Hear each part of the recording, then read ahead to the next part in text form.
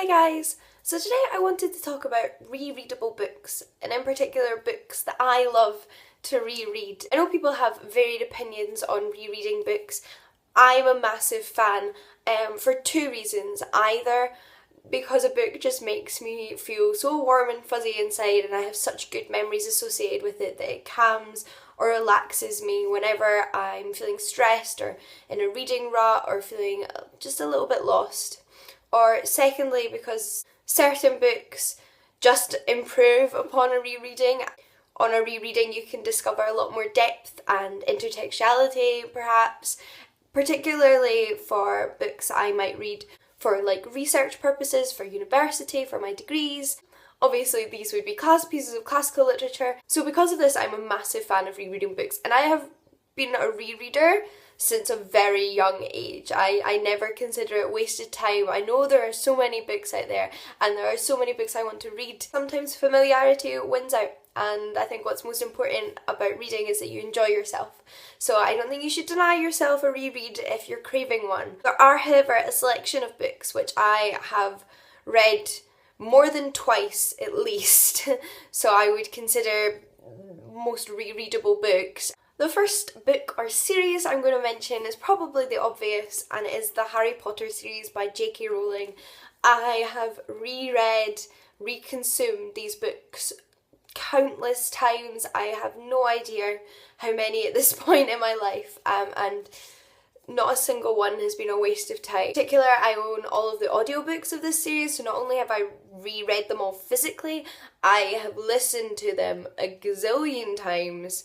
I went through a phase when I was younger of listening to them as I went to sleep. In particular, I'd probably say number 5, although I'm holding up number 1, is the one I've reread the most.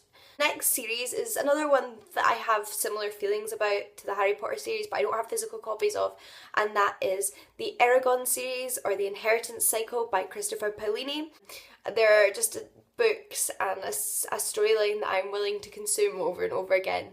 They are a high fantasy series following the adventures of Eragon and his dragon Saphira as they quest to essentially save Allegasia from the evil king, and they are just phenomenal. They're a little bit more mature than Harry Potter, I guess. They're kind of in the YA category, and they came out when I was a teenager, or at least the first one did, and then they wrapped up when I was in my early 20s. They're just such a magical world that and so long and so intense and so detailed that I forget things, and it's so nice to reread or re-listen to these again and re-experience these things.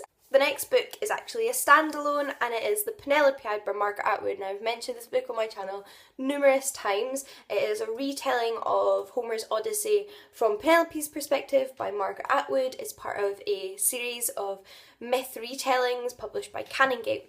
And I read this before I read the Odyssey. I read this when I was 14, 15, and I instantly picked it back up for a reread. It's so short and easy to read, and it's definitely one of the pieces of literature that then furthered my interest in antiquity and got me interested in classical literature. I think it was definitely a gateway book for me. It's also just spectacularly written. It employs a variety of written mediums, and it's so fascinating, lyrical and beautiful to read. I think I even might have written an essay on it in school when we had to pick a book that we loved to write an essay on rather than one we'd read in class. And I'm sure I did it on this. Now, I've talked about my love for Terry Pratchett before. I did a whole video on Terry Pratchett books, and I've reread a number of them, more than 3 times, but my all-time favourite is Going Postal, and I've definitely reread and again re-listened because I quite often buy my favourite books on audiobook as an easier and more convenient way to reabsorb the story. I can speak along with the audiobook. I love this story. It's so funny. It's about Moise van Litvig, who's an ex-con and has been employed by the patrician of Ankh-Morpork in the Discworld to rebuild and bring back the postal service, as it's kind of been ridden into the ground by a competing communication system. And it's so funny and it's so imaginative. Unfortunately, the next 2 books that follow on from this, although fun, are just not at the same standard as this book, so I still kind of think of it as a standalone rather than a series. This one just makes me laugh every time, even though I know the jokes. Although I do find as well, with rereading comedy, quite often on the like second or third time you notice jokes that you did not notice the first time, which just improves the experience immensely. So whilst we're talking about comedy, the next book that I have reread numerous times is The Hitchhiker's Guide to the Galaxy. I'd actually watched the film before I read the book when it first came out in cinemas and I was a little younger, and thought it was so funny. I loved Martin Freeman, and I instantly picked up the book and fell even deeper in love, and it's just such a fantastic story. I'm sure you've all heard of The Hitchhiker's Guide to the Galaxy, and again, it definitely, the funny tails off a little as it goes on. It gets a little bit crazy, not that it isn't always, but I definitely think the first few books are the highlight of the series, and I would recommend checking it out if you haven't done it yet. It's worth the hype.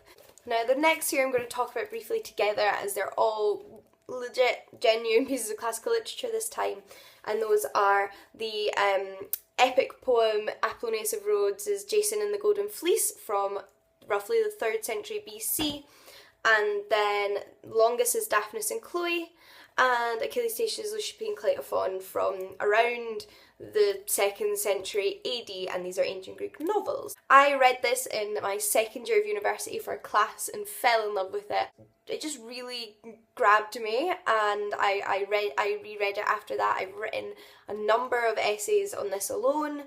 And then in my 3rd year of university I was exposed to both of these wonderful novels, and through these I saw like genre connections and intertextuality, and ended up writing my dissertation on all 3 of these books, and sort of the inspiration that this book had on these books and the genre that they are a part of. I would highly recommend all 3 of these, and they mean more to me every time I read them, and I am still not bored of them, and I look forward to rereading them in the future. Last but not least are the Sherlock Holmes stories by Sir Arthur Conan Doyle, and this is his 4 novels. There's also a massive selection of short stories, I'm sure you're aware, and I've reread like the short stories and the novels, but I definitely reread the novels more regularly, and they're just slightly fuller mysteries for me, and they take up a little bit more time. There's something more to get back into the mysteries of Sherlock Holmes, and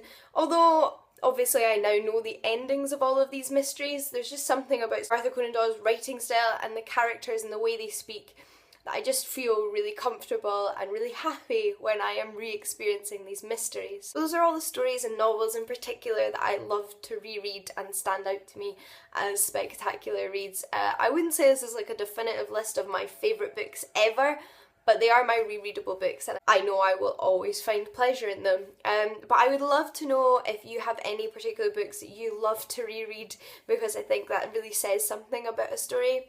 And if you don't reread, then maybe tell me why, if you would like to or not, if there's a book you really want to reread, because I definitely push you to go and do that. I think it can be an absolutely fantastic experience, and I hope you enjoyed this video, so I will see you all again very soon. Bye guys!